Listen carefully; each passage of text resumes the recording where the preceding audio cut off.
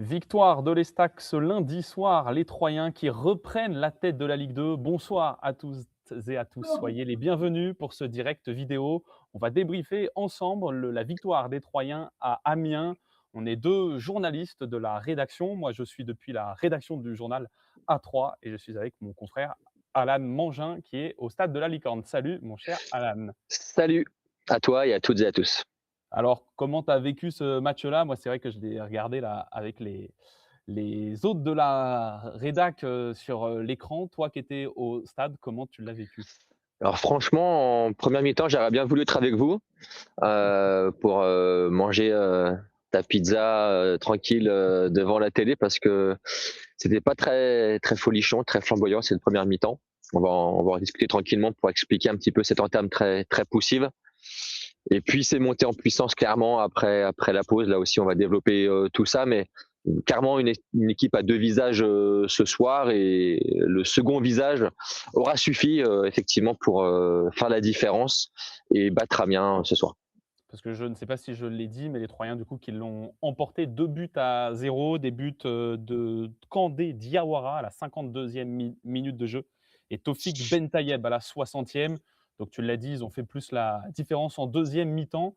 On peut rentrer dans le vif du sujet. Comment t'expliques toi ces 2 mi-temps, où la première était plus poussive et la deuxième, ils ont vraiment montré de bonnes choses? Ouais, en fait, il n'était pas très difficile de, alors pas de faire pire parce que c'était pas non plus dramatique, mais on va dire de mettre moins d'intensité, en fait. Il a suffi juste de monter le curseur, d'1 ou 2 crans, pas plus, notamment en intensité pour, tout de suite qu'en fait presque naturellement, et pas facilement parce que c'est pas facile, mais presque logiquement, que ça s'ouvre, que les espaces s'ouvrent et que, les Stacks récupèrent des ballons plus facilement, plus haut, et donc aillent, plus vite mettre, le danger devant le but de d'Amiens. Donc il y a ce premier élément qui, je pense, malgré tout, est de l'intensité. Le second, c'est le système, tactique, hein, parce que pour ceux qui suivent les stacks, l'équipe de Stéphane Dumont avait inauguré une nouvelle organisation tactique la semaine, enfin il y a 10 jours, contre Pau à domicile, avec un milieu en losange, le 4-4-2 en losange, qui avait été donc remise en place, ce soir au coup d'envoi à Amiens. Et juste avant la mi-temps, Stéphane Dumont, au vu des difficultés de son équipe et notamment des déséquilibres défensifs, a remis son système traditionnel du début de saison, Donc un c'est-à-dire un, 4-3-3, c'est ça? ouais, 4-3-3 ou 4-4-2 avec, Adeline en fait à côté de Bentayeb, mais surtout en fait 2 ailiers. C'est ça la différence surtout, et parce qu'en fait les Stacks a réussi à remettre du jeu dans les couloirs, à surprendre en fait Amiens qui s'était préparé au 4-4-2 losange, et c'est d'ailleurs comme ça qu'est venu le but de Bentayeb, le second, par une combinaison sur le côté. Donc voilà, il y a vraiment ces 2 éléments fondamentaux, l'intensité, dans le jeu, dans la vitesse, dans la détermination aussi. Ça manquait vraiment de mordant, d'envie. Voilà, c'était vraiment pas un match de, voilà, comme si les Stacks voulaient à tout prix, gagner cette rencontre. Voilà, dans les approches, c'était beaucoup mieux après la pause, et en un quart d'heure, en fait, parce que les buts sont arrivés assez vite en deuxième mi-temps. Un quart d'heure, en fait, aura suffi comme ça, et ensuite les Stacks a fini par contrôler, pas toujours parfaitement, la dernière demi-heure, mais suffisamment en tout cas pour l'emporter. Sachant qu'une victoire était primordiale parce qu'on rappelle que les Stacks avaient perdu provisoirement sa place de leader de Ligue 2. Saint-Étienne, en gagnant samedi soir, était repassé devant. Donc victoire, impérative pour les Troyens pour garder la tête de la Ligue 2. Et du coup là, j'ai noté, ils ont 2 points d'avance sur Saint-Étienne et 6 points sur Reims qui est troisième. Donc c'est la bonne, opération. Je ne Ouais, sais pas ce qu'en ont pensé les joueurs, bah, le coach que tu as pu croiser? entre ce qu'ils en ont dit et ce qu'ils en pensent vraiment, il y a peut-être une différence, parce qu'effectivement, j'ai posé la question à Adrien Monfray si ses coéquipiers avaient été un petit peu piqués à l'orgueil d'avoir Mmh. commencé le match en étant second, hein, sachant qu'ils sont premiers quand même depuis un très long moment. Depuis septembre, ouais. Ouais, ça fait presque 6 mois qu'ils sont devant. Alors il dit que non, voilà, qu'ils prennent les matchs les uns après les autres, le discours, on va dire, assez, traditionnel, mais bon, en tout cas, ils n'ont pas démarré le match comme étant une équipe, piquée, en fait. Donc, ce qui viendrait plutôt, confirmer ses propos, capitaine Troyen. C'est vraiment en seconde mi-temps, encore une fois, que l'Estac a justifié son statut de leader. Et franchement, j'ai trouvé que quand ça se mettait en route, et c'est ce que disaient aussi les confrères d'Amiens qui étaient en tribune de presse, c'est aussi bien d'avoir leur regard parce que nous, on est un peu trop la tête dans le guidon avec les stacks et eux ont un regard plus ponctuel et donc du coup un peu plus, voilà, un peu plus peut-être Mmh. juste parfois. Et du Et coup, ils ils disaient ont qu'en fait, lancement? quand ça se met en route, en fait, pour eux, c'est la plus belle équipe de championnat qu'ils ont vue, en tout cas au stade d'Amiens, et que c'est clairement au-dessus, en fait, quand vraiment les stacks jouent à son niveau. Ouais, puis en plus, il y a les 2 buts qui ont été marqués ont été des plutôt beaux buts. Le premier une belle frappe, le deuxième un beau mouvement. Donc c'est sûr qu'ils ont Ouais, vraiment. Alors en plus, les deux attaquants qui étaient au démarrage devant, donc Kone Diawara qui avait pas pesé du tout sur la première mi-temps et qui nous a gratifié effectivement d'un bel enchaînement, crochet, frappe au roulé, lucarne. Et puis ensuite un but à la Ben Taïeb en fait. Il avait tout manqué jusque-là. Toute l'équipe Ben Taïeb, il avait eu trois vraies occasions avant cela. Et il n'a pas cogité, c'est la race des buteurs. Et il met un vrai but d'attaquant racé, encore une fois, avec cette reprise en une touche d'un beau service d'Adeline qui file dans le petit filet opposé. Donc, 13e but cette saison ouais, en Ligue 2 pour 13e Bentaïeb, but, voilà. meilleur buteur de la Ligue 2 et Diawara, 1er but avec 3 Ouais. donc voilà. Donc voilà, c'est en fait, il a un peu résumé le match, Ben Taïeb, c'est-à-dire que malgré les difficultés initiales, il n'a pas douté, comme son équipe n'a pas douté malgré ses difficultés en première mi-temps, parce que c'est quand même eu des vraies occasions. Attention, d'Amiens en première période, c'était pas juste que Troyes était moins bien, c'est vraiment qu'Amiens a eu des grosses occasions, notamment deux par Candil, le milieu offensif d'Amiens qui a vraiment eu une occasion de la tête et un autre face à face avec Konaté. Donc, il était de retour dans les buts troyens, le gardien de l'Estac, Konaté, Ouais. et qui a été lui le plus en vue finalement, ce qui n'était pas une bonne nouvelle pour les Stacks. Quand le gardien est le plus en vue et le meilleur presque de l'équipe, c'est pas bon signe. C'était le cas en première mi-temps, on l'a beaucoup moins vu en seconde, mais voilà, on va dire que Stéphane Dumont a dit qu'il cherchait un match référence à l'extérieur. Il l'a pas encore eu, a-t-il dit, mais il a eu une mi-temps référence. Sachant que Jean-Paul qui nous dit qu'en première mi-temps, il trouvait qu'à chaque incursion des Amiénois, il y avait, grand danger. Ouais. Il dit, je ne sais pas ce que tu en as pensé? Moi, j'ai trouvé ça aussi, et je trouve vraiment que ce milieu-là en losange, en fait, j'ai trouvé qu'il y avait beaucoup de joueurs troyens vite éliminés, en fait, qui étaient vite dépassés par le ballon, qui couraient du coup vers leur but. Et du coup, ça laissait en fait beaucoup de possibilités. Il y avait moins de joueurs en fait troyens en bloc face à l'action amiénoise. Et encore une fois aussi, forcément, quand tu joues avec quatre milieux dans l'axe, t'es un peu dépourvu sur les côtés. Ouais. Amiens l'avait bien travaillé. Et c'est vrai que j'ai trouvé qu'il y avait trop de déséquilibre défensif comme ça. C'était beaucoup mieux effectivement avec le 4-3-3, ce qui permet quand même à l'Estac d'avoir quand même deux systèmes Ouais, ouais. très différents et qui peut changer en cours de match et s'adapter aussi aux forces de l'adversaire. Ça, c'est intéressant. Puis ce qui permet Mais de surprendre ce que l'adversaire oui, a travaillé.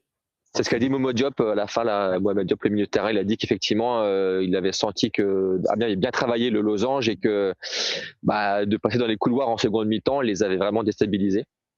Mais voilà, c'est effectivement la première qui était vraiment presque inquiétante parce que ça m'a rappelé, moi, la mi-temps, j'étais au match à Bastia il y a 15 jours, qui avait fait 0-0 et où Zachary Boucher avait été ultra sollicité aussi. Et là, cette fois-ci, ils ont réagi vraiment, les Stacks, et presque réagi en fait en patron, en leader de Ligue 2, quoi. C'est-à-dire avec du jeu, vraiment en déployant du jeu en seconde période et avec des individualités à l'intérieur de ça, quand même pour la Ligue 2 haut de gamme, quoi. Et du coup, top flop, tu sors qui toi dans les tops et dans les flops?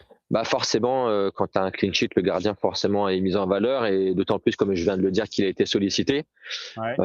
Moi, je trouve que c'était pas facile quand même pour Konaté, hein, individuellement, pour Parce que rappeler un petit peut-être, peu le on contexte. rappelait du Vas-y, coup, vas-y, vas-y. vas-y, je Vas-y, vas-y, vas-y. on rappelle du coup, il s'est blessé à l'entraînement il y a maintenant 2 semaines et demie, il me semble. Zachary Boucher avait Conscience joué le cérébrale, match ouais. contre Bastia et le match contre Pau et Konaté était sur le banc contre Pau. Il a pas été mis dans le 11 et Zachary Boucher s'est blessé à l'entraînement cette semaine. Donc là, sur le banc, c'était un jeune de la N3 et donc il n'y avait pas le choix dans le gardien. On rappelle que Nicolas Lemaître est blessé depuis de longs mois. Donc Hillel Konaté, blessé d'abord, sorti contre Pau, enfin en tout cas sur le Alors banc. même pour en ajouter une pièce, c'est que d'ailleurs que Stéphane Dumont l'avait admis en conférence de presse, et qu'il avait dit que le gardien avait eu un coup de moins bien avant cette commotion cérébrale. Donc effectivement, des buts qui étaient un peu pour lui, notamment les deux buts à Nancy, pour ceux qui suivent tous les matchs.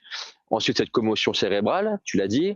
Et ensuite, il peut jouer, mais son entraîneur fait le choix de privilégier Boucher. Donc, c'est quand même c'était un peu un désaveu pour Konaté. Donc, trois éléments comme ça combinés qui faisaient que c'était pas forcément simple pour lui d'aborder ce match. Et je le trouvais assez tranquille par rapport à ça. Et d'avoir été aussi sollicité, ça l'a certainement rassuré.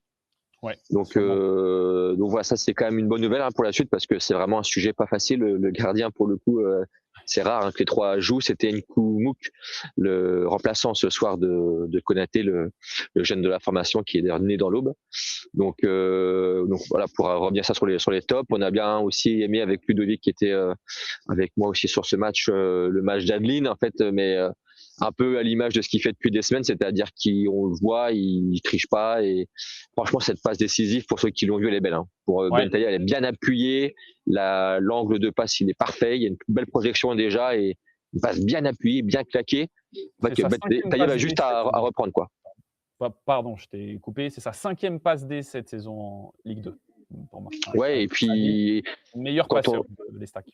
Quand on parle d'intensité, lui, pour le coup, dans ce registre, il est toujours au rendez-vous. Donc, il a vraiment surnagé en premier temps par rapport à ça. Et en plus, sa passe décisive en seconde fait qu'il a aussi une bonne note. Et puis en flop, j'ai plus en tête toutes les notes qu'on a mises, mais moi, de tête, là, comme ça, j'ai trouvé que le côté droit défensif avait été en difficulté. Toutes les actions dangereuses venaient de la gauche, du côté de Marronnier, de Monfray, Gambora, Diawara, ça. Aussi mis dans les flops par Jean-Paul, qui nous dit même presque flop Lucas Marronnier et Mathis de Tourbet. C'est les deux flops qui citent. Alors, Mathis de Tourbet, effectivement, lui, pour le coup, c'est le symbole. On parlait de Bentaïeb, mais lui, c'est aussi le symbole de la rencontre. C'est que il a tout raté jusqu'à la 35e. Je crois que sa première bonne action, c'est la 37e. C'est quand ça finit par une frappe de Bentaïeb, la seule occasion, seul tir cadré troyen en première mi-temps. Il avait tout raté jusque-là, des dribbles ratés, des contrôles faciles ratés, même des replis un peu douteux, j'ai trouvé.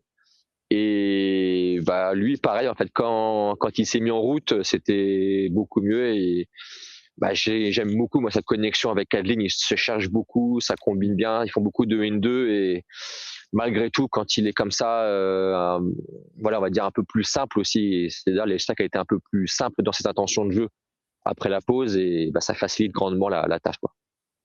Voilà, parfait. Les autres messages, je regarde un peu ce que les gens nous disent. On parle quand même beaucoup du nombre des occasions concédées par comme à Bastia il y a 15 jours, c'est beaucoup d'occasions. Ça fait entre les occasions concédées et les voilà, c'est ça, parce que en fait, t'as pas beaucoup de buts finalement sur les 3 derniers matchs, Bastia, Pau et Amiens. T'as les faits ceux de Pau, mais je veux dire que t'as fait comme 2 clean sheets finalement.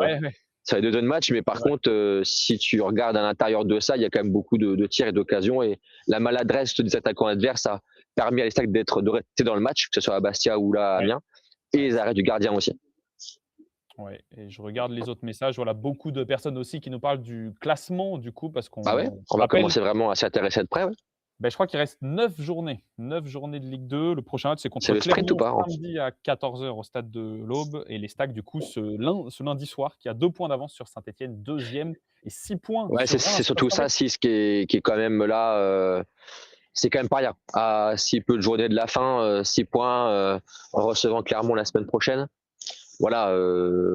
Après, on a vu il y a pas si longtemps que ça pouvait aller très vite dans l'autre sens, mais 6 points, c'est quand même bien, quoi. Voilà, je pense qu'on a fait le tour. Je ne sais pas si tu veux dire autre chose.